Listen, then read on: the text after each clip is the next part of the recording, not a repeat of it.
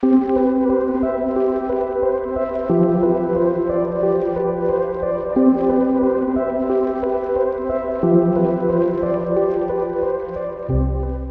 and welcome to Mathematics Illuminated, where I shed light on any and all math topics from simple to advanced in a way that's easy to understand and interesting to learn. Please subscribe to my channel as I continue to post more videos and comment below on videos you'd like to see in the future. This video is part 1 of a series I'm going to start on complex numbers. Here I'll introduce the topic of imaginary numbers, along with how to perform some basic operations on them. You're probably wondering, what are complex and imaginary numbers, how are they defined, and what are their properties? First, I'll go into the topic of square roots and how I'm going to consistently define them. It is often said that a number has a positive and negative square root, as can be shown here, being defined as the two numbers that can be multiplied together to get the number under the radical. Recall, radical is what the square root symbol is called. Well, the square root of a number can be represented as that number to the half power, and with exponentiation, you can only have one result. So this is how I'll be defining square roots, as a number raised to a half power which has one result. Here, for example, you can see that I'm writing the square root of 4 as only 2, not 2 and negative 2. But when I'm solving for the equation x squared equals 4, the two solutions are 2 and negative 2. The reason I'm defining square roots like this is so that expressions that can't be simplified, such as the square root of 2, can be defined as a constant value. So if we are solving for x squared equals 2, the two solutions are the square root of 2 and the negative square root of 2. The square root of negative 1 is equal to the imaginary constant, which is represented as I. This is not a variable or a representation of an impossible value, but it is a finite number that exists like any other number. For example, 0, 2, -8, and I are all numbers. If you were to solve for the equation x squared equals -1, the two solutions would be I and negative I. And so, I and negative I squared are both equal to -1. I said that I is a number, and here I'd like to convince you. Here I have a number line showing all the real numbers, both positive and negative. Note that all numbers that have nothing to do with the imaginary constant are called real numbers. I, of course, is still a real number in the sense that it is real and is a number, but throughout the series I'll refer to real numbers as those that have nothing to do with the imaginary constant, because that is how they are typically defined. You may be thinking, if the imaginary constant was a number, it would show up on the number line. Well, as it turns out, it does. Well, sort of. It isn't on the number line, but it can very clearly be visualized in the same way a number line visualizes numbers. This is called the complex number plane. Complex numbers, which are usually represented as z, can be defined as x plus yi, where x and y are real numbers. By the way, all numbers, at least all numbers that have been discovered, are complex numbers. You may be thinking, but wait, how are real numbers complex numbers?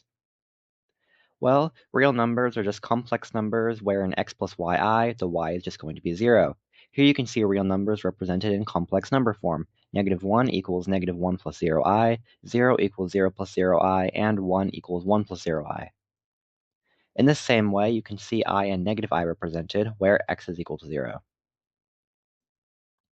If x and y are both 1, you are left with the number 1 plus I, which cannot be simplified. But you can see it on the complex number plane here.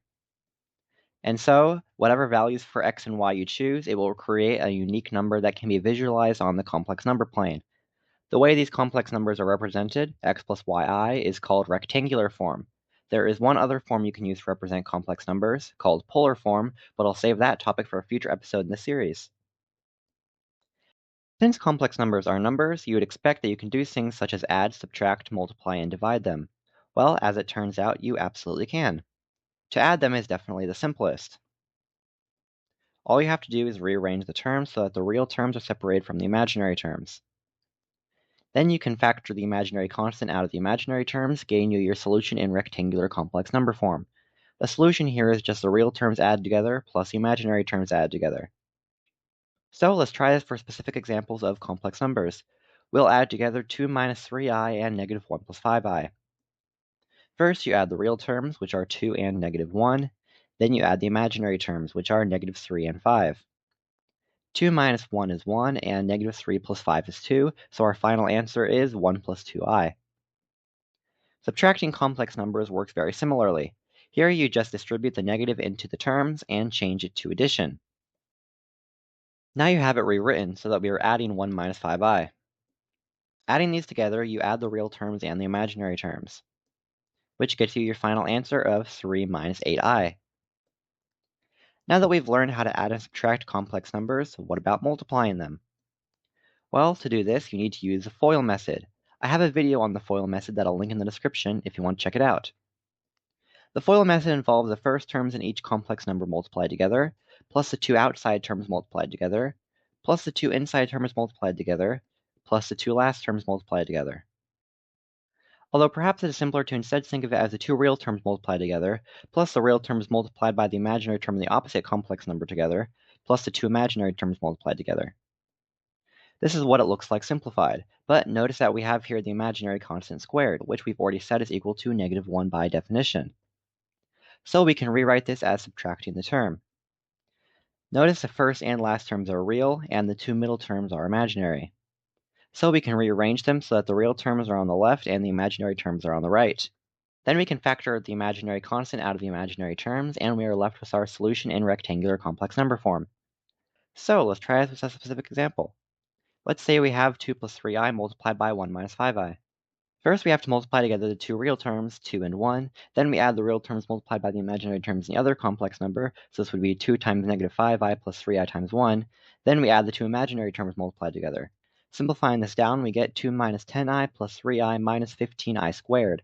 And recall I squared is -1. So we are just adding 15. Now we can combine the real terms together and the imaginary terms, the real terms being 2 and 15 added together, and the imaginary terms being -10i and 3i being added together, which leaves us with 17 minus 7i. And so, now you know how to multiply together two complex numbers. What about dividing them, though? Well, to do this, we use the property that a fraction can be equal to the same number multiplied by both the numerator and denominator, and the number we're going to choose to multiply them by is going to be c minus di. You may be wondering why we chose that term, and the answer is quite simple. When we multiply out c plus di and c minus di, we get this expression based on the methods from earlier in this video. Note that we are multiplying by what is called the complex conjugate. The complex conjugate of a number is where you change the sign of the imaginary term from positive to negative or negative to positive. So the complex conjugate of x plus yi is going to be x minus yi, and the complex conjugate of x minus yi is going to be x plus yi. Notice that the two imaginary terms cancel out, and the imaginary term squared is -1. So we are just adding d squared. And so we are just left with this. And since c and d are real numbers, squaring them and adding them together is just going to result in a real number. And so our denominator can be transformed into a real number, which makes simplification much easier. Let's try this method with specific examples. Let's say we have 4 minus 2i divided by 1 plus 3i. We're going to multiply the numerator and denominator by the complex conjugate. This leaves us with 1 squared plus 3 squared, which is 1 plus 9, which is 10. Using that information, we can call the denominator of our fraction equal to 10. Now what we are left to do is solve for the numerator by multiplying it out using our method from earlier, which leaves us with 4 minus 2i multiplied by 1 minus 3i being equal to -2 minus 14i. Now that we have our numerator, we now have our fraction in terms of a single complex number divided by a real number, and notice that all terms are divisible by 2. So we can simplify it down to this. Now splitting the terms gives you your final answer in rectangular complex number form, -1 over 5 minus 7 over 5i. We have now learned what complex numbers are and how to add, subtract, multiply, and divide them.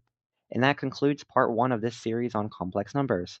Please like this video, subscribe to my channel, and feel free to leave a comment. Keep an eye out for future videos, and farewell for now.